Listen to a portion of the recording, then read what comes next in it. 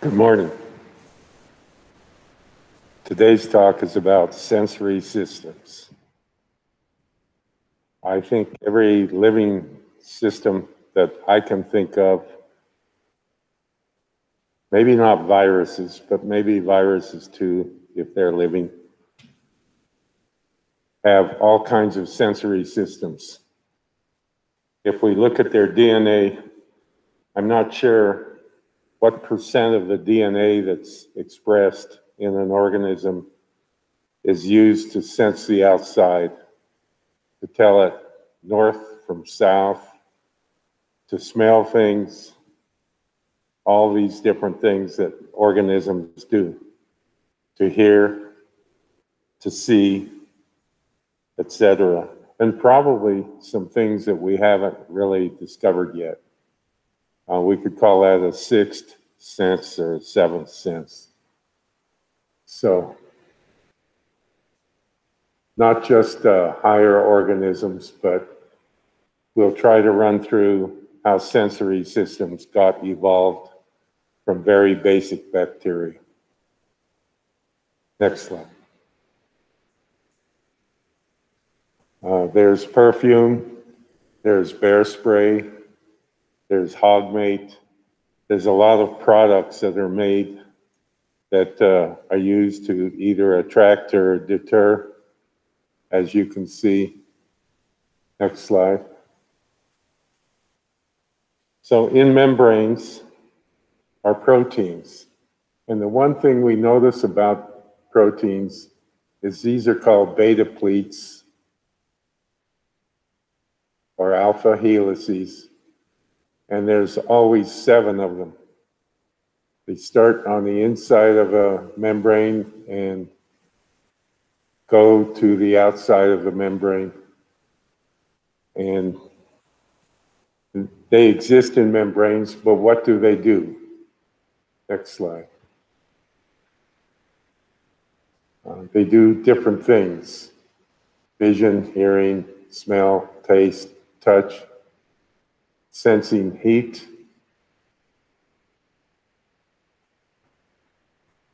Next slide. So why do systems sense, and why do they spend so much DNA of their vital DNA, even bacteria, to do this?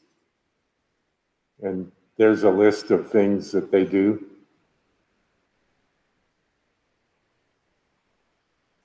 Quorum sensing is an interesting one. You may have heard of that. That's where bacteria sense other bacteria of the same kind. And when they build up to a certain number, they then activate certain genes, like produce a toxin or produce an enzyme. A bacterium doesn't make enough toxin or enzyme alone, but if you get 1 million of them together, we call that quorum sensing. And they sense things like food supplies or energy levels or whatever. Or it tells them that there are too many of them and they need to swim and go somewhere else. Next slide. So we'll start with bacteria. Next slide. Now this is what is this thing? This is a paramecium. And it eats bacteria. And the question is, how does it sense bacteria?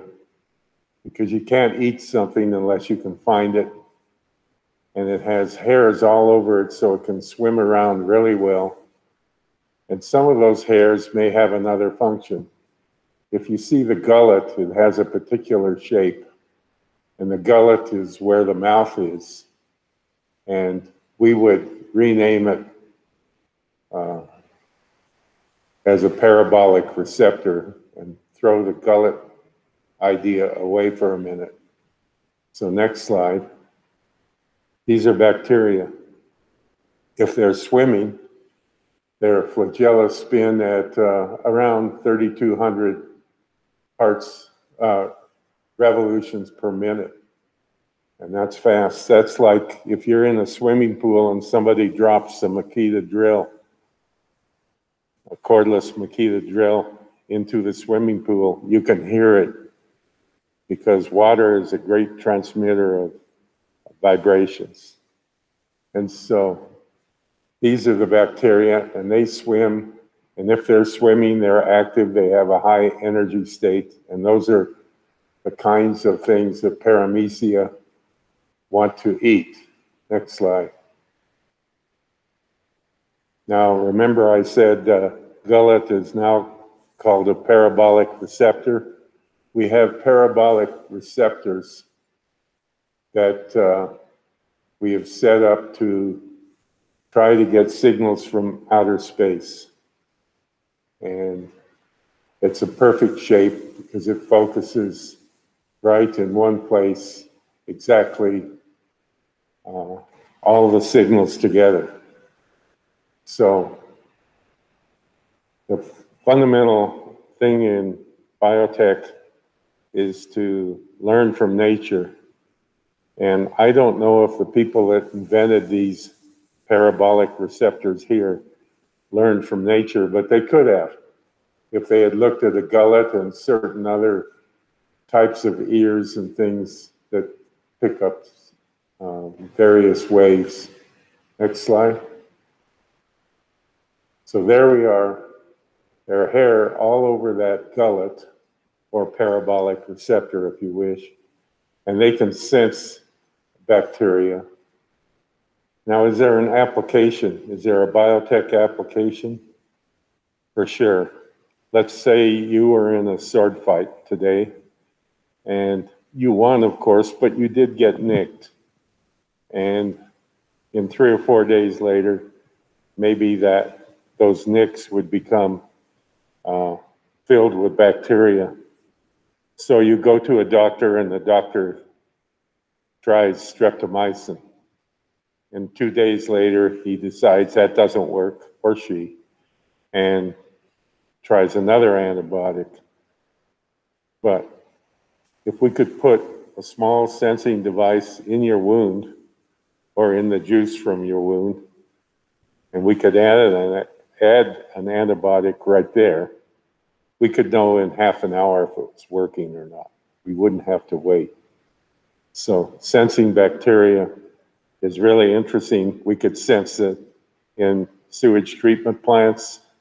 We could sense them to see if they respond to a food source.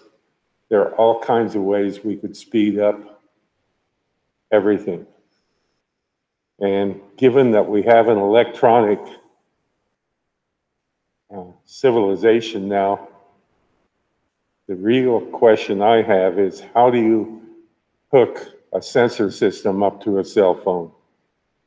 Be it if you're trying to sense fear or CO2 or carbon monoxide or oxygen or anything. How can we get this technology out to people in a new way? That's an open door. I have no idea. Next slide. So this is what looks like a simple sensory system, and you'll see right quickly that it isn't quite so simple in bacteria. On the right, you have a motor there, which is 54 different genes that bacteria have that allow the flagellum to spin either clockwise or counterclockwise. And when you twist a flagellum, it only is rigid in one direction, clockwise. And bacteria often stop what they're doing, stop swimming, and spin their flagellum in an opposite direction. So that's 54 genes there. Then you have all these sensory genes up on the left that are looking for attractants or repellents. So let's get into bacterial psychology for a minute. Let's give it food at one side of a petri dish, but let's also give it dinitrophenol, which is toxic. on the same side? Is it going to swim to the food, or is it going to be repelled by the dinitrophenol? Basically, it's a decision system that has to be set up by organisms. Their environment is never perfect. They're loaded with waste products. Most bacterial systems have waste products. They have to decide, okay?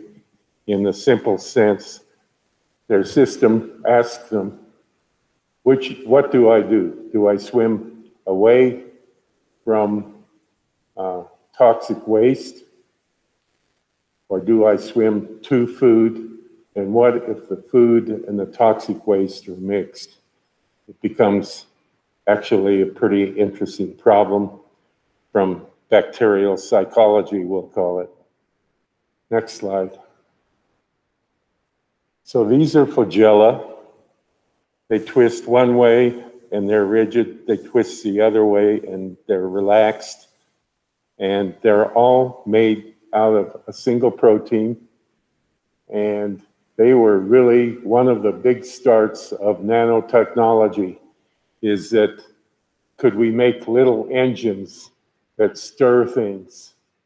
And so that's biotech. I don't know where that's going recently, but it goes to show that these flagella are all a single protein, and there are certain phage, that's bacterial virus, that actually attack to flagella. Next slide.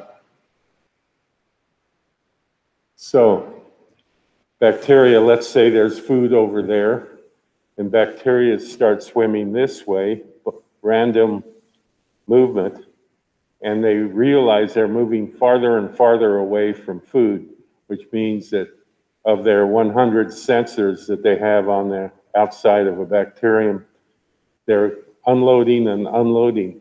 They immediately stop and swim in a different direction. This is slightly better. They stop and they swim towards the food. Once they feel, or once the sensory system keeps loading up more and more of the receptor sites, they keep swimming farther and farther.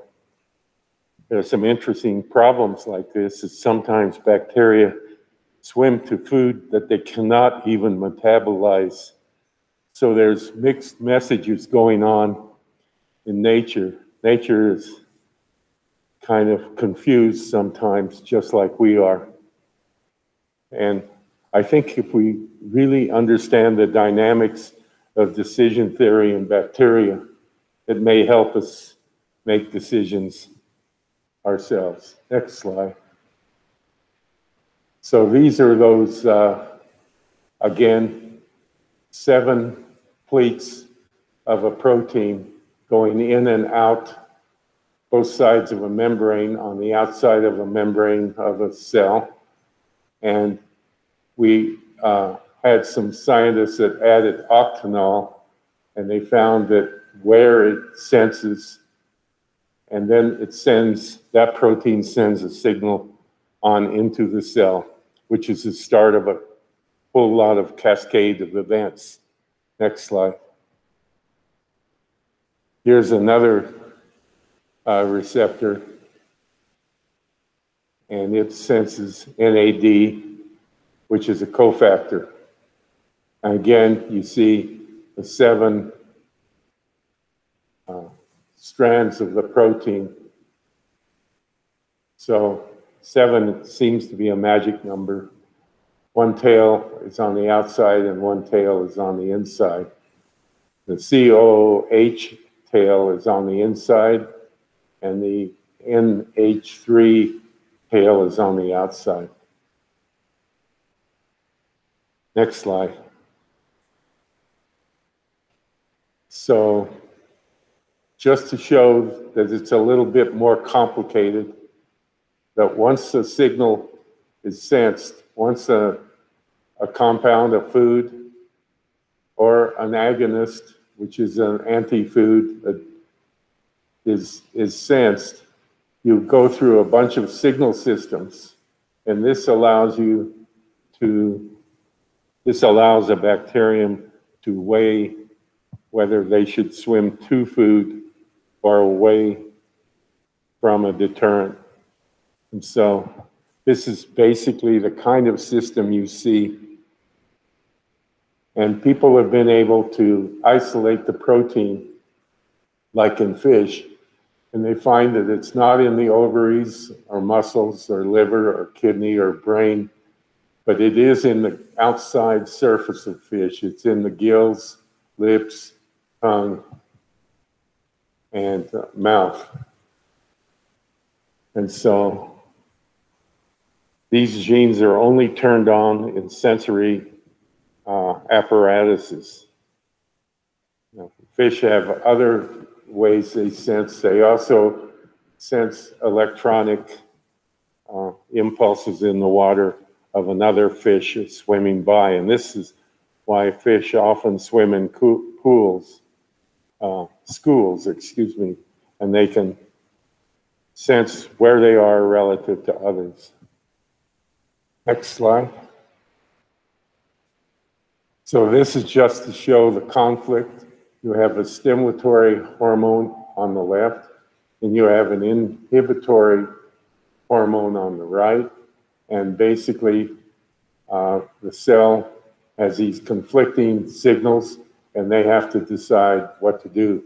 And a slight change in protein structure can really shift a sensory system from one of repellence to one of the opposite. Next slide. So if we look at mammals,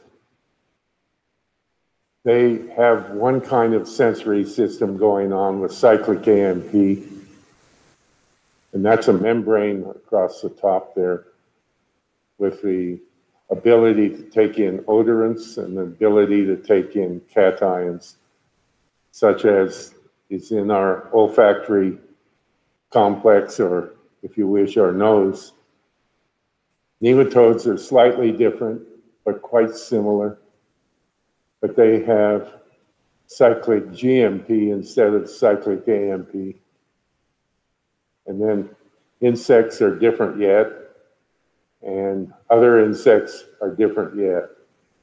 So basically, what we find in biology is there's usually a few poster child type systems that exist throughout a big group of organisms, be they mammals or nematodes. Next slide.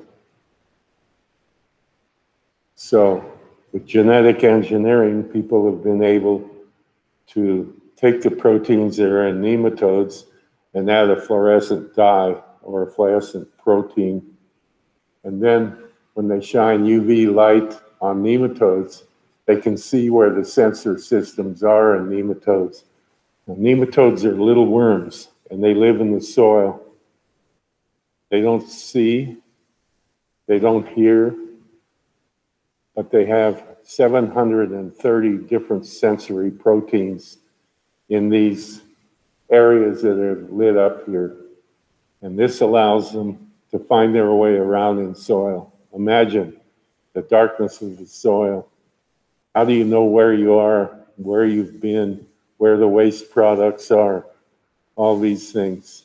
So with DNA work in the past, I would say 30 years or so, we're starting to tear apart these systems and really understand the difference between a protein that senses glucose versus one that detects lactose. And by the way, if you're lactose intolerant, you might like hitched on your cell phone some sensor you can dip into something to see if there's lactose or if there's gluten there or something like that. So we don't have such systems yet, but I think we're at the point where we're learning how to connect proteins with silica chips, which allow a protein to signal to the chip, and the chips are what those cell phones are made of. So this is an open area, and could be really useful for early detection of things like pollutants. Or if you don't want glyphosate in your food, you could stick your phone in and say, sorry, I won't buy that. Next slide. So this is a DNA study of the receptor family in nematodes. And I said there are 730. Generally, when you sense a sugar like sucrose or something compound like nicotine or something, you sense one part of the molecule, and it's maybe two receptors, two of those receptors, one sensing one end and one sensing the other. But what's interesting is dogs' noses have the same, roughly almost exactly the same 730 receptors as a nematode. So nature, once it finds something that's useful, it doesn't throw it away.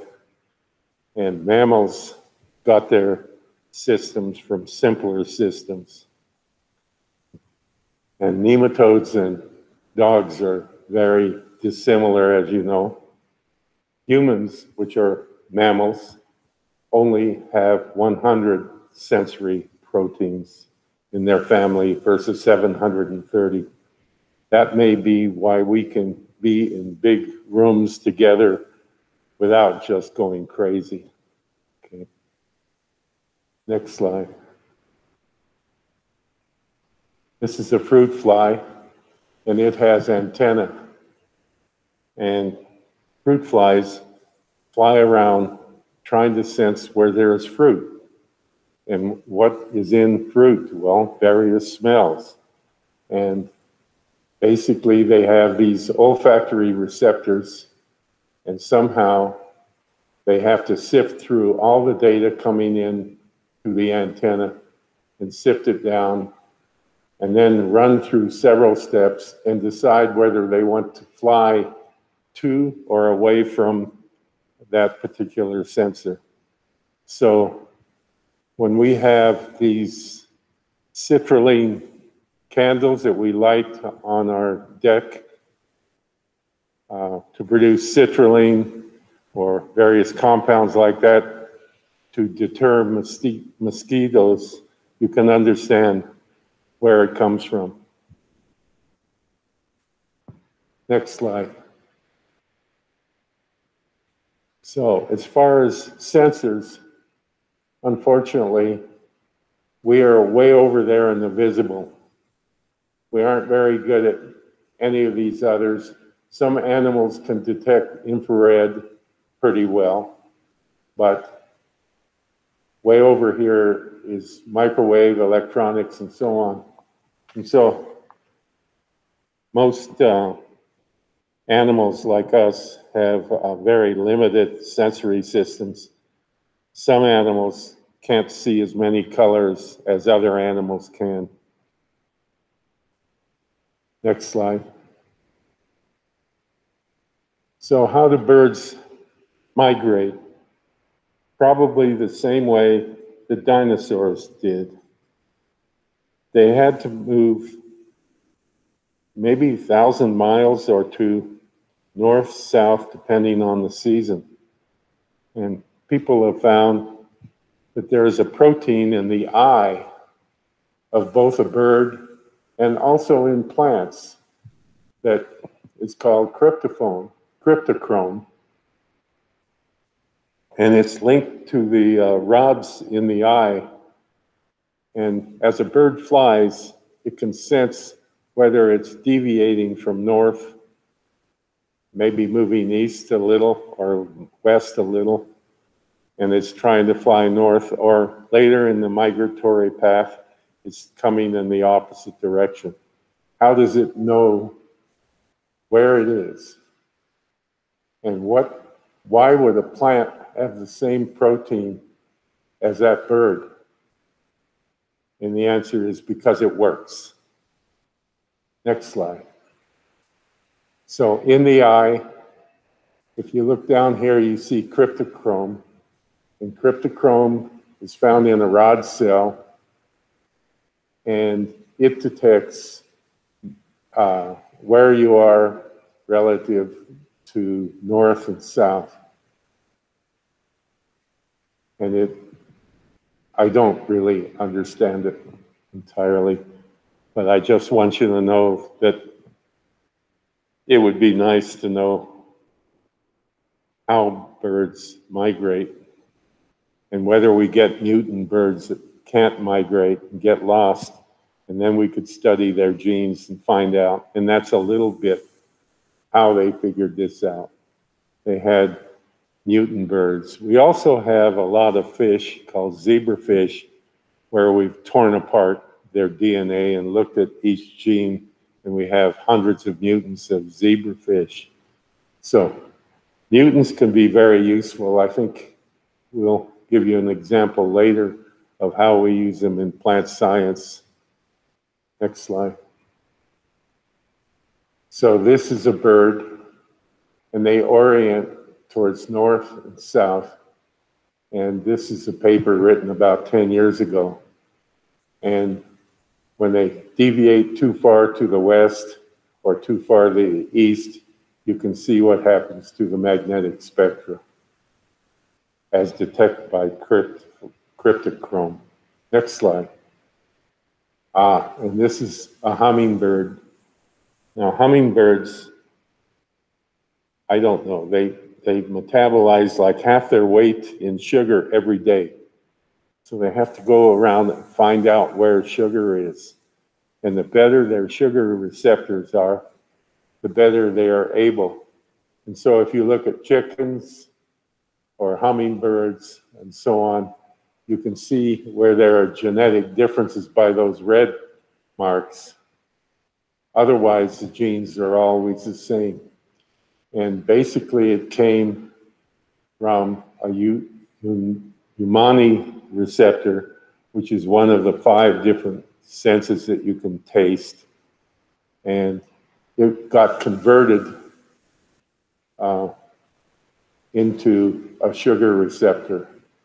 So how would that happen in evolution? You guys figure that out, please. Next slide. So these are 2 baby chickens, and this is work we did here at MSU. And when a baby chicken hatches, it has a yolk sac in it that will last for about 3 days. So it has 3 days to figure out the world.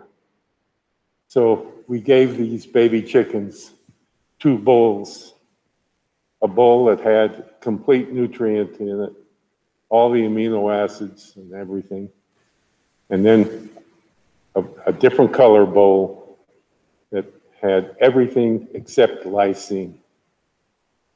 And the L-amino acid lysine is absolutely necessary to make protein. It's like the letter K or something. And if you don't have the letter K, you're going to die, okay? So they have a 3-day yolk sac, and we put the chickens there. And for the first 3 days, they eat equally out of both bowls. On the 3rd day, at the end of the 3rd day, they shifted over to the bowl with lysine. So we then did another experiment. The L-amino acid is used to make protein. The D-amino acid cannot be used to make protein. It's like the left-handed versus the right-hand. So the lefto is levotyrosine. That's the one that's good. But when we gave it D-lysine, it still preferred the bowl with D-lysine. And the poor chicken died 9 days later. Even though it could detect lysine, it couldn't detect the difference between D and L. But what this says is that these creatures are real decision machines, and they're looking for every amino acid. They're looking for food of various kinds.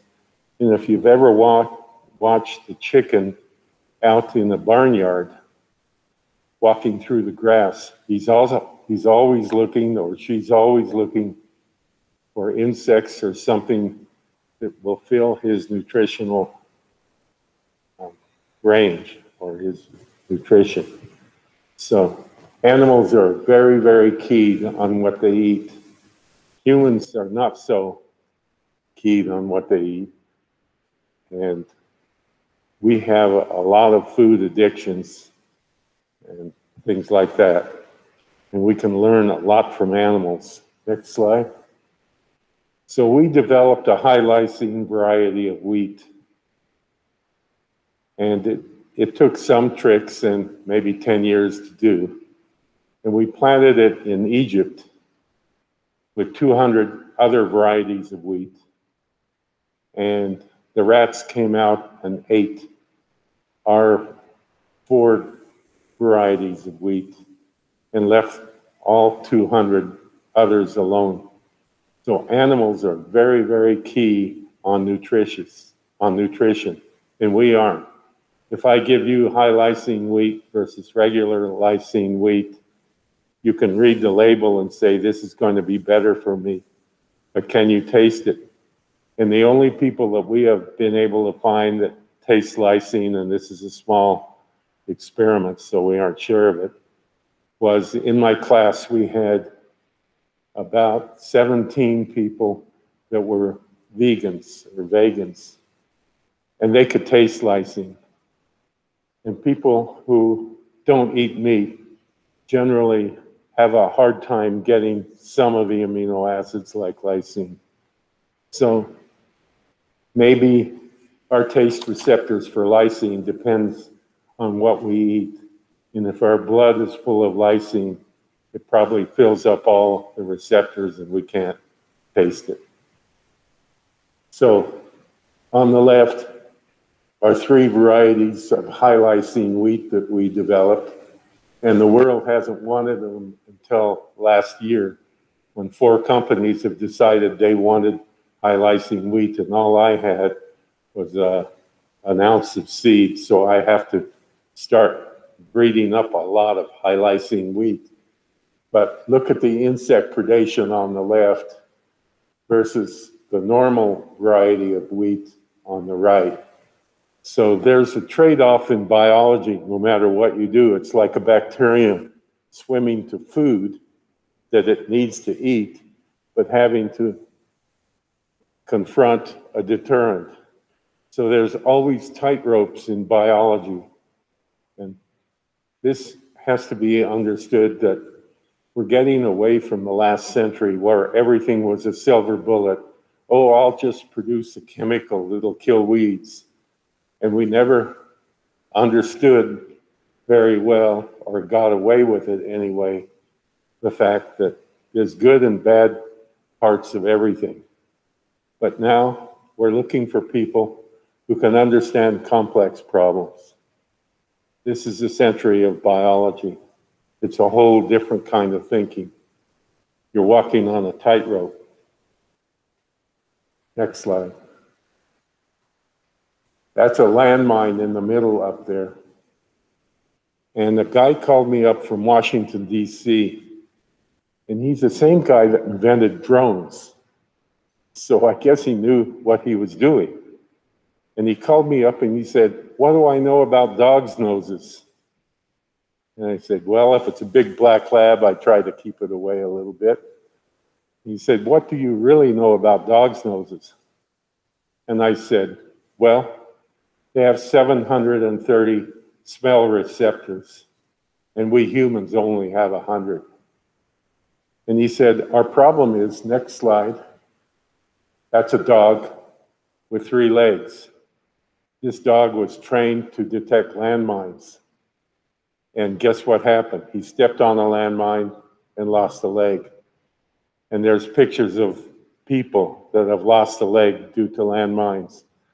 And the easiest thing to do if you're in a military outfit is you're exhausted, you've hiked for 3 days, is to, on the perimeter of where you're bivouacked or camping, you put landmines. and you know where they are, and you're careful not to go there. But after 3 days or so in that bivouac, you move on, and you don't dig up all the landmines. And in a country like Mozambique, there are 2 million landmines lying in the soil, waiting to blow somebody up. And so the reason he called me is there a way I could find plants that would detect landmines? Good question. Next slide. Right now, they're trying Norway rats, which smell pretty well, African rats, dogs, bees, nematodes, bacteria that glow, sheep. But the beauty of plants is you could fly on the seed over a huge area, and if the plants turned a different color, you could say there's a landmine there, and we could hire North Dakota hunters to come in and blow up the landmines some way or another. So, next slide. These are explosives. Now, to make an explosive chemical, you tweak the carbon bond from 105 down to 90 degrees. And the more you can compress that carbon bond, the more explosive you have. Now, that landmine that we saw a couple minutes ago was made out of plastic. And plastic means partial pressure. That means that whatever is made of plastic, chemicals will leak through it slowly. So a landmine has a smell, and those explosive compounds leak out through a landmine. So next slide. These are the explosives. Look at the one at right. I think that's called cubane, ONC, and those are all 90-degree angles. And the denotation pressure is very high in those. So those are in landmines. So what could we do? Could we expose a plant? First of all, could we look at the genes that are being turned on in the plant? And then could we expose the plant to those explosives and see which new genes are turned on? And if we see a signal, that could be a beautiful system. So we take the gene that's turned on and we throw that gene away, but we keep the stoplight, the operator in front of the gene, and we add the gene for purple. And now, every time you expose a plant to one of those explosives, they turn purple. And seeds are cheap. You can fly them on with an airplane. You can wait for it to rain. They germinate. They turn purple. And voila, you have a whole new invention, a whole new way. Now, there's other things that I would rather sense than landmines with plants, and we'll show you in a minute. Next slide. So this is a DNA chip, and this is, you can take somebody's blood, and you can see which genes are turned on by green or yellow, less turned on, or red, turned off. So we can take a DNA chip, expose plant, figure out which genes in the plant are turned on, and then we can add explosive and see which additional genes are turned on, and then those are the promoters at the front of a gene we want. Next slide. And this is basically a picture of a tryptophan promoter and how when tryptophan is present, the promoter basically the operator gene allows for transcription. So in a bacterium, if there are 3,000 genes, at any one time, there's probably 300 turned on. They're very parsimonious about which genes they turn on. Next slide. So I called back to the person at DARPA, and he said, good idea, please submit as soon as we release an RFP, a request for proposals. And somehow we missed it. And this lady got the grant instead. And she uses Arabidopsis to detect landmines. But Arabidopsis is an experimental plant, but it won't grow anywhere in the world. And we were going to use other plants, but we lost out. Poor me, we lost out. A lot of our ideas that we pursue, they're really good. They go so far. It's like Linus Pauling said, if you want a good idea, have lots of ideas, because it's a game as to which get funded and which ones end up working. Next slide. So here's what she did. And she found that the plants do change colors and so on, but this was never adopted by anybody, and we're still blowing people's legs off with landmines. Next slide. So in a way, we failed. But in Montana, we have what we call the sick house syndrome, and it's all over the world. And basically, if you keep a house locked up and the windows closed because it's cold outside, then a lot of volatile compounds build up in the house. And some produced by fungi, if you have a leak in the floor or the wall, these fungi can cause some real trouble. And what we would like is to have genetically engineered 2 different petunia plants, and you buy them at Walmart for $1 or $2 each. You put them in your window, and as long as they're the same color, you're okay. But if one turns a different color, like white or red or something, then you know you have a sick house. And it's funny, the realtors were really in mixed opinions about this. They wouldn't want people to know that a house is toxic. On the other hand, half of them who care about their buyers would. So this is a typical tightrope you walk through in commercialization of something. Next slide. So there is a sick house. There is a fungus.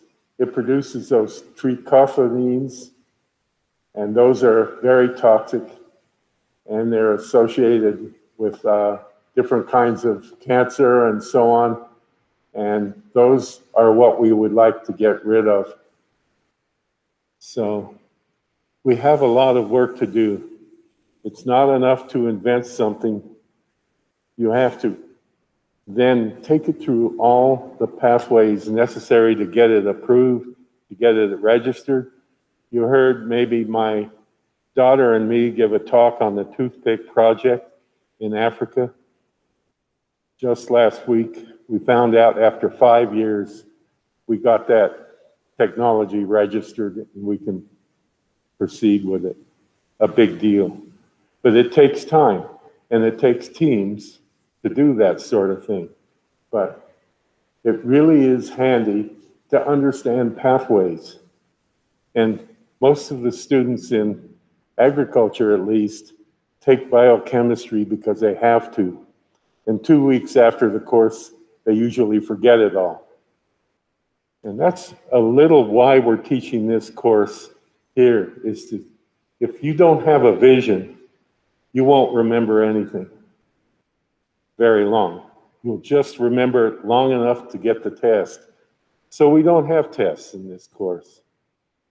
We want you to get the vision of what we're trying to do. Next slide. Duncan, is there a next slide? And she's very angry with the sick house syndrome. That's all that slide is for. And she would want to have the petunias.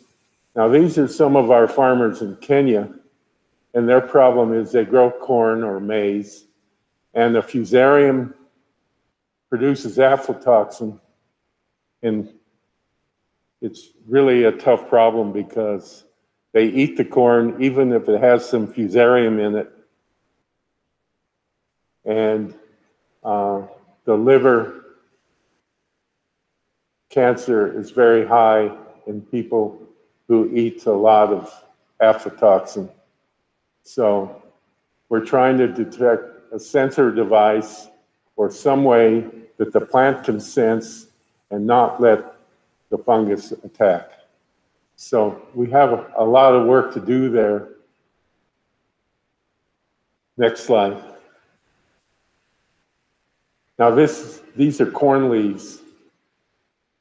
And when you grow enough of a crop for 8,000 years in an area, or even maybe 100 years, the plants pull things out of the soil. And it isn't long before the soil is deficient in something. For instance, zinc. And when the soil is deficient in zinc, that can be a big problem because zinc is associated with stunting in children, zinc deficiency. Zinc deficiency is associated with violence.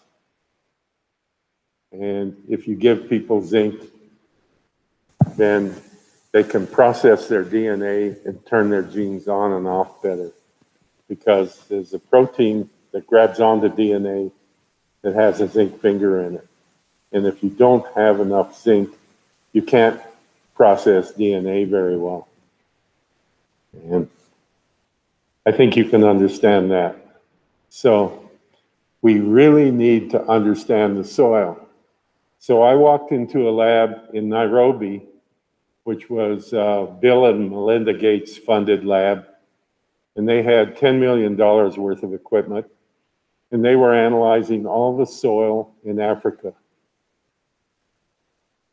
And I asked them, you have to understand what a abrasive personality I had. I asked them, oh, gee, with all this equipment, how do you keep it going? And they say, yes, we have to bring in technologists all the time to repair it. And the average soil analysis in Montana or Africa is from $30 to $80. And I said, gee, that's great. I'm glad you're doing that. We can do the same for 50 cents. And what we did is we developed this paper strip with the seed here glued on. And each seed is a different mutant of barley. How are we doing on time? 9:48. So each seed is a different mutant of barley. You can plant that. It costs you about 50 cents. And in 2 weeks, you know which element or two is missing in the soil.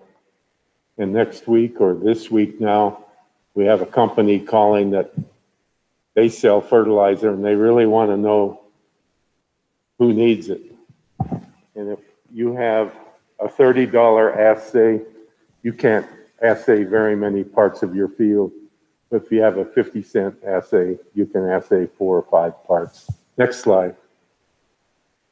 And these are our barley mutants. Next slide. And this is a mission hospital. And Engineers Without Borders go there, and we go there in Kenya. Next slide. And this guy was a PhD, MD, and he finished his career at University of California, San Diego, and he went to Africa and took his wife along. And his biggest problem is he has to detect tuberculosis. Next slide. And there is Sonia, who may give a talk in this class in a few weeks. And she invented a way to detect by simply having people breathe through a drinking straw. And the E. coli in the drinking straw glow in the dark when they detect tuberculosis. So sensory systems can be really useful. Next slide. And there's her drinking straws. Otherwise, you have to use an African long-nosed rat that has been specially trained to detect, etc. Next slide. And then COVID. People in Finland and also in Germany are finding that dogs can smell COVID infections. How? I don't know how, but that's very interesting. Sensory systems can stop epidemics. Next slide. There's two good books if you want to read really good books, both of them. Take a picture if you want, or stop the slideshow and write it down. Next slide. And that's a poem I just wrote, and I'll let you read it. And maybe you'll have a question, but I think we're almost out of time.